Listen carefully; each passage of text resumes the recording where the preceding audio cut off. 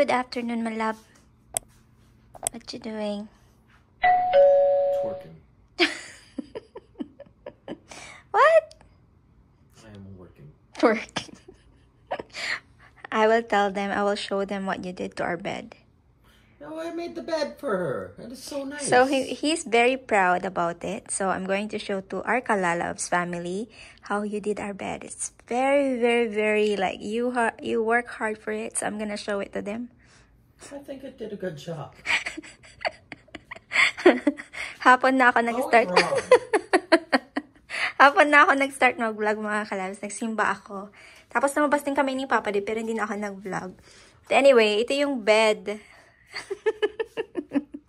Patawa po si Papa Dave. Sabi niya, ginawa ko yung bed, come. Sabi niya kasi, nag-meet kami sa baba kanina after ako nagsimba. Tapos, punta kami ng, pangalan to, Aling Mary. Bumili lang kami ng something there. Like, yung Spanish bread lang yung nabili ko doon eh. Tsaka, chicken skin.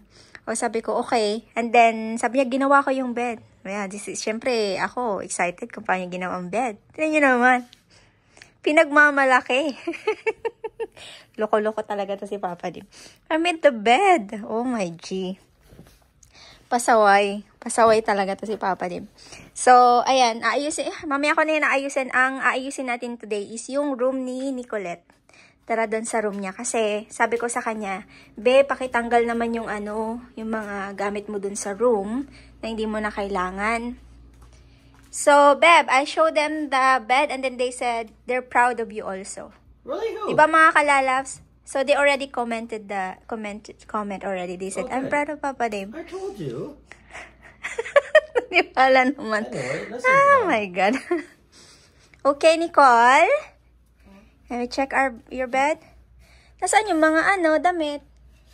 Oh my God. I've been editing there for like 1 hour and I told you to remove things. I don't know what to remove here. So, remove everything there. So, we will, like, all the stuff na hindi siya. So, no, tanggalin mo lahat kasi tutupiin natin ng maayos. Kasi, Nicole, it's not maayos. Like, hindi ko alam kung ano ba yung ginagamit mo dyan. Yung mga nandiyan dyan sa baba, sa ilalim ng mo din, is tatanggalin yan. At ilalagay ko na siya sa storage. Anong akin na lang? Kinuha mo na nga eh. Sinuot mo na nga eh. Gusto mo pala yan, di sana bumili na lang ako sa Costco. Sa Costco ko yung binili yata or sa Winners. So, put everything here, all of it. And then we will choose. Oo. Tutupiin natin siya. And then kung ano yung hindi mo na kailangan, saka natin ilalagay sa storage. And then this one also. So, tupiin muna natin to. Isa-isa muna. And then this part is last. Kasi madusty yan eh. Alam ko dusty yan. Oh, dusty. Dusty. No. We can't remove that. We need to put that there. So, nag-okay naman si Papa Dib na mag-i-stay na to dito. So, ililipat ko na sana siya kanina eh. Parang iniisip ko, ilipat ko na pa, hindi na ako problema. Pero tinanong ko muna si Papa Dib kung okay lang. Dito sa drawer? Yes, everything. Oh my goodness. See, they're already folded right. Sorry, Nicole. It's parang nakaka-stress. Throwing those away. No, Nicole. Ano ba yan? Kanino ba yan? Sino ba? Ba't nasa iyo pa yan? Lagay ko sa storage at saka kung po pwede, magtatanggal din ako ng mga gamit sa storage. I-donate na lang sa thrift store. Ay, naku po. I-open natin to. Talagyan ko kay Papa Dib ng pala to mga Kalabs na tanggalan. Nabungi. Tanggalan ng isa.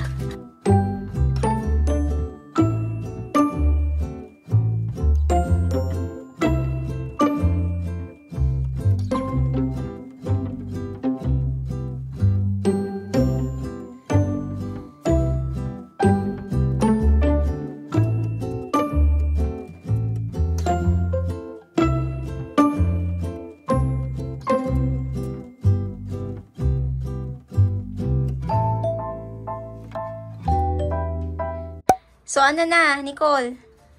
Good. Are we done? Yeah. Ayan na. Okay na. Naayos na namin yung room niya. Hindi ko alam. Parang something like hindi ko Pero ayan na yung mga gamit niya, oh. Don't mind the lashes. Don't mind the lashes. Nicole, be careful kasi naggaganyan ka. Baka mamaya may infection yung mata mo. So, yung mga ano natin, ilalagay natin sa storage is ito. Bukas na lang. Kasi, Yeah, it's just the boxes are Yeah. That's why it doesn't look clean. and then, there you go. Ayan, nice ko yung ano niya, damitan niya. Ayan, maayos na siya, Nicola. Organize na yan, ha. Baka bukas is maging tornado na naman yan. So, ayan. Okay na. And Nicole, alam mo, isabit natin yan, B. Tanggalin mo nga. I think, uy, nagulat ako. Ano yun? I think we should isabit natin yan, B, oh. Yeah, I know, I will. Isabit mo na lang kasi nakakahiya naman kay Papa Dip. Tinanggal mo. Pakisabit. Ayan. Oh my God. Okay. So, bukas ako magwa-vacuum pero nawalis ko naman na siya. Pero hindi ako satisfied pag ang bahay hindi siya na-vacuum. So, i-move ko tong bed niya tomorrow kasi sa likod niyan is maalikabok at saka ang daming buhok. So, ngayon, winalis ko lang siya. Pero tomorrow, vacuum natin yan. O, diba? Vacuum na naman tayo. O, ano na, Mami Faye? Ganun, vacuum pa more. Dinner is ready, mga kalalabs. Nakapagluto ako ng sotanghon. So, nilagyan ko lang siya ng 2 itlog. Wala tong karne. Diba naglalagay kayo ng chicken o kaya pork? Ako hindi ko siya nilagyan. So, meron akong leftover na carrots dito. So, ginamit ko na rin siya. Tsaka bok choy. So, ayan. And then si Papa Dave, ginawa ko siya ng spinach salad. And then, kinain niya yung leftover na beans na sabaw na may sausage. How is it, love? Beautiful. How's your salad? Wonderful. Wonderful? Beautiful and wonderful. Kain? Mm. Kain po. Good morning! Lagi nakadikit to. Good morning! Come on, good morning, good morning, good morning. Good morning! Good morning! Sungit! Aga-agang sungit mo. Morning! Morning! You can see yourself, oh. Ube, you can see yourself. Morning, mga kalalabs. Oh, morning. Kamusta po kayo? Kapi-kapi muna tayo dahil malamig. Ang cute niya talaga pag nakaupo siya na gano'n. Say hi, say hi. Hello, hello. Hello. Nakakagigil ka, ube. Coffee muna tayo, no? Coffee time po muna bago trabaho. Masakit ang ulo ko, mga kalalabs. Biglaan siya. So, galing na ako sa labas kanina. Sa grocery na lang ako pumunta. Hindi na ako natuloy sa Lululemon. So, medyo sumasakit yung ulo ko. So, ready na yung aking ingredients para sa aking kaldereta. Nilaga ko pala muna yung beef. Yung iba, diba, hindi nilalaga. Pero ako nilaga ko para hindi na ako mahirapan pang palambutin siya. So, ito yung aking mga ingredients. Ayan, maaga akong magluluto para makapagpahinga ako kasi yung ulo ko biglang sumakit. Hindi ko alam kung bakit. So, meron akong liver spread dyan, cheese, patatas, carrots, bell pepper, garlic, onion, and then yung aking nilagang beef. And I will try to add coconut milk. Pinag-iisipan ko pa kung lalagyan ko ba siya o hindi. So, let's see. Ayan. And then, may tomato sauce din po to, ha. Tsaka lalagyan ko din siya ng, ito, dried chili. Para may anghang siya ng slight. So, prepare ko lang yung aking paglulutuan at magluto na tayo para, alam niyo yun, makapagpahinga si Mami Faye ng maaga kasi medyo, baka mamaya, hindi na ako makapag-vlog dahil sakit ng ulo ko. Pag inaatake yung ulo ko, ay, naku po, hindi na, nawawala na, nababad trip na yung araw ko. So, ginigisa ko lang yung natin, mga kalalas, yung beef. Tapos, lalagyan ko siya ng tomato sauce. Madali lang to itong ating kaldereta. Sobrang dali. Maganda nga dito yung buto-buto, no, mga kalalas. Kasi, ako talaga mahilig ako sa mga buto-buto. Pag nagluluto ako ng ganito, kaya adobo, mga ganun. Sarap pag buto-buto. Si Nicole naman, ang gusto niya sa adobo is yung taba-taba. Yung gusto niya. Ayan, nagisa na natin yung ating beef. Lagyan natin ng tomato sauce. Ube! Ube! Gutom na yata to si Ube. Are you hungry? Hungry ka na ba? Then, lagyan ko siya ng water. Pakuluan natin ng slide yung ating beef. Hintay lang na si Ube. Gusto nang kumain siguro. Okay.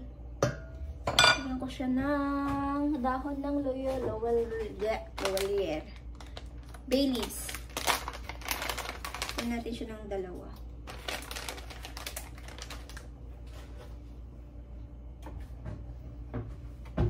Tapos takpan ko.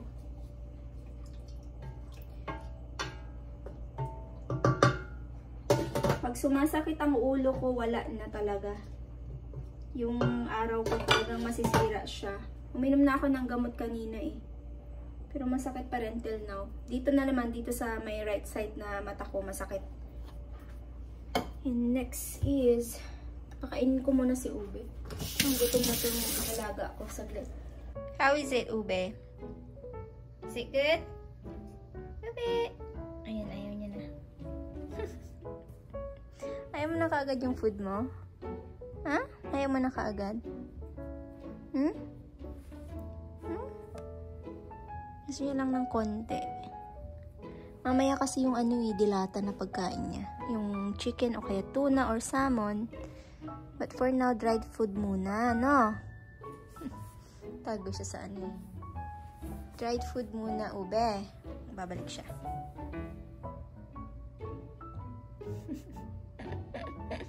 Pinapanood mo yung food mo, Ube. Ube.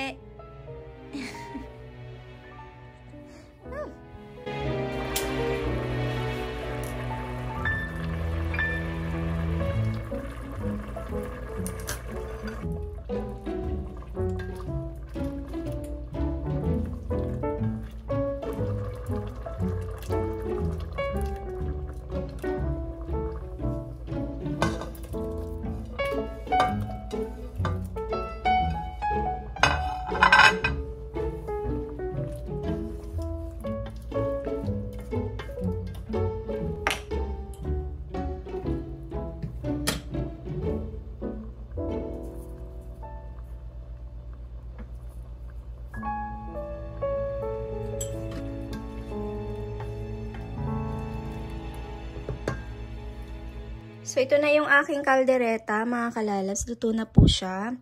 First time kong maglagay ng gata sa kaldereta at masarap naman talaga siya. So, ayan, luto na. So, magpapahinga na ako, mga kalalabs, no? Kasi talagang yung ulo ko ay nabibiyak na. So, takpan ko lang to kasi pagdating ni Papa Dib at ni Nicole, kakain na lang sila. Ayan, luto na yung ulam at saka rice. Nagluto na rin ako. So, tapos na ako nagluto, mga kalalabs. I think I'll be ending my vlog na kasi baka hindi ko na kayo maharap mamaya at hindi na ako makapag-end ng vlog dahil sobrang sakit ng aking ulo.